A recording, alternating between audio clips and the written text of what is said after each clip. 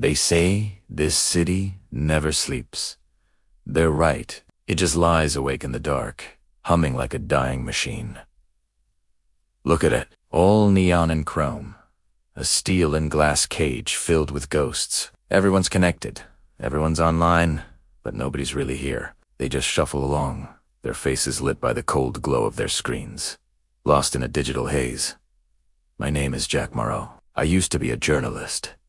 Back when that word meant something. Back when we chased truth, not clicks. Now, I just chase ghosts like everyone else. I thought I'd left that life behind, but some stories refuse to stay buried. A text from an unknown number. A simple message that changes everything. You've destroyed lives for a paycheck. The past is calling, and it's a call I have to answer. Join the club. Right. That's exactly what I thought when that first text popped up. Just another piece of digital trash in a city drowning in it. But then, out of nowhere, a second message flashes on my screen. Channel 9. Midnight. My eyes drift up to an old, sputtering billboard just ahead, its logo barely visible through the relentless downpour. Channel 9. The letters flicker. Fighting against the rain and the years. Suddenly, a memory hits me like a ton of bricks. It's so clear. It feels like it's happening right now. Me, younger and a bit more naive, standing in a sterile corporate lobby, handing over a data drive to a slick guy in a crisp suit. You know the type, right? The kind who never gets his hands dirty and always has that air of unshakable confidence. The kind of person, you know, deep down, you should never trust. I step out from the awning, letting the cold rain hit my face. Each drop feels like a reminder that it doesn't matter where you run or how well you hide. Regret always knows where you live, and tonight, it feels like it's dragging me back to where it all started.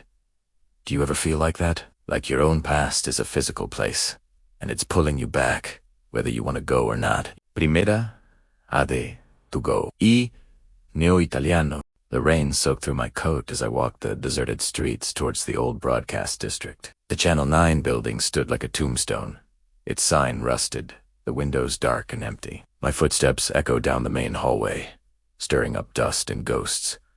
Cables hang from the ceiling like dead vines. It smells of decay and old electricity. Hello. The silence is absolute. Then, with a crackle of dying electronics, a single monitor snaps on. A wall of static hisses at me, a sound I haven't heard in years. As I watch, the static begins to coalesce, forming a silhouette, a human shape in the digital snow. A voice, distorted and metallic, cuts through the hiss from a hidden speaker. You don't recognize my voice anymore. My heart freezes. I know that voice. I know it better than my own. But it can't be. It's impossible. The image on the monitor sharpens, the static resolving into a face. Lena Vale. Her face is scarred, her eyes burning with an intensity that could set the world on fire. You buried the truth. I dug it back up, my fists clench at my sides, my knuckles white. The past never stays dead. And then, it happens. All across the city, every screen, every billboard, every holoprojector, every personal device flickers and changes. Lena's face fills them all, a ghost in every machine. Her amplified voice booms across the rain-slicked streets. Good evening. This is what they paid to hide. People stop in their tracks, their faces turned upward, bathed in the glow of the screens. I just stand there, staring at the monitor in horror. On this screen, documents begin to scroll. Names, project codes, and then death counts. A flood of suppressed information, unleashed on an unsuspecting city. Then, a flash, a memory. Lena, bleeding in a dark alley, her hand reaching out to me, and me walking away, swallowed by the shadows, leaving her behind. I whispered the words I've held inside for years. I thought you were dead. On this screen, Lena's image leans closer to the camera, as if she can see me, as if she can hear my every thought. She smiles, but there's no warmth in it. It's a cold, sharp thing. You sold the story that killed me. I can feel the sweat beading on my forehead. They would have killed us both. Her cold smile widens. They still might. The signal glitches violently, and her face dissolves back into static. In some high-tech boardroom, executives are watching the feeds, their faces masks of panic. I have to get out of here. I turn and run, my footsteps pounding down the long hallway.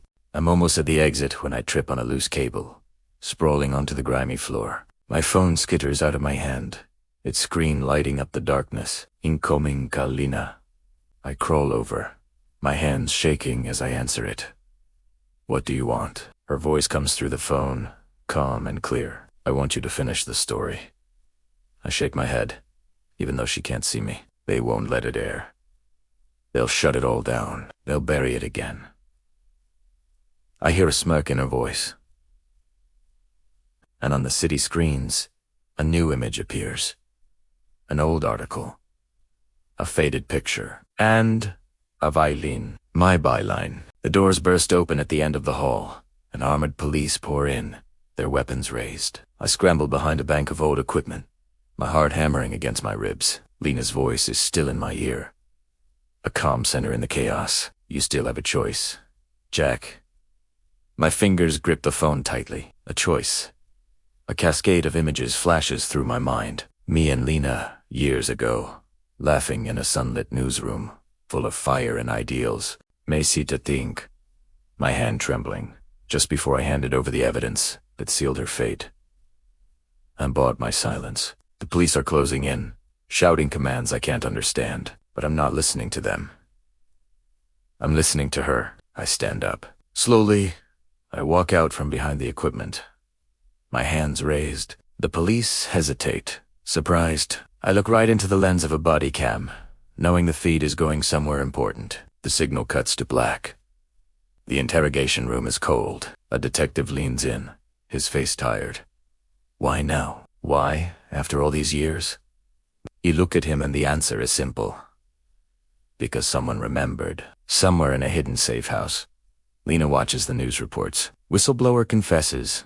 The headlines scroll. She slowly peels off the prosthetic scar from her cheek, revealing not old tissue, but a fresh, raw wound beneath. The scars were a message, not a memory. She takes a deep breath and deletes my contact from her phone. I'm in a transport van, staring out the window at the city blurring past. The graffiti is everywhere now. On one wall, someone has sprayed, "We heard you." A faint smile touches my lips.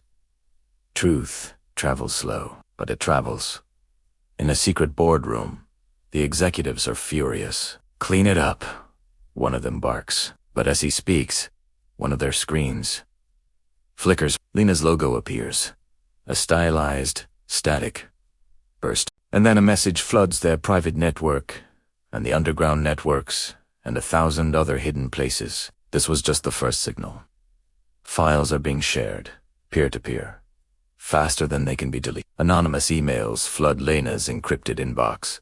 New whistleblowers from inside the very companies trying to silence her. She reads the messages, the sheer volume of them, and for a moment, she looks overwhelmed. I'm in my cell now. It's quiet, but in the distance, Primera KN, Hier Italiano, a faint chanting from the streets. I lie on my bunk and close my eyes. The city fills my dreams, crackling with static, and I can hear Lena's voice echoing through it. You finally listened. When, Primera?